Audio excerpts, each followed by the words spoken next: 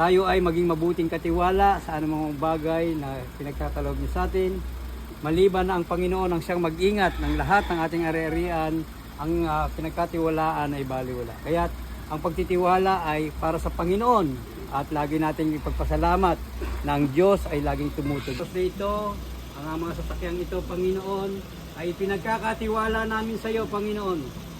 Mula sa lugar na ito hanggang sa ito'y bumibiyahe, Panginoon, at saan mang lugar sa parte, Panginoon, ng Pilipinas, mapunta at mapadpad, ang iyong pag-iingat ay sa kanila, Panginoon. Gabayan sila sa habang sila nasakyan, ilayo sa mga sakuna, Panginoon, at ganun din, O Diyos, naway patuloy silang maging pagpapala, Panginoon, sa kanilang mga pupuntahan. Dalangin din namin, Panginoon, naway patuloy na malugod ang iyong pangalan, Panginoon, sa bawat biyahe nila, ay makapagministeryo ang sasakyang ito, Panginoon, at makapagbigay ng paglilingkod. Kaya sa oras na ito, itinatalaga po namin ang mga sasakyang ito.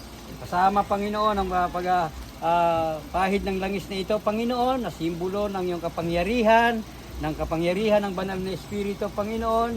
Kaya sa oras na ito, Panginoon, ang lahat ng sasakyang ito ay pagmamayari mo, Panginoon, ay pinagkakatiwala lamang, O Diyos. Kasi, O Diyos, sa mga driver, Panginoon, na pinagkatiwalaan din natin.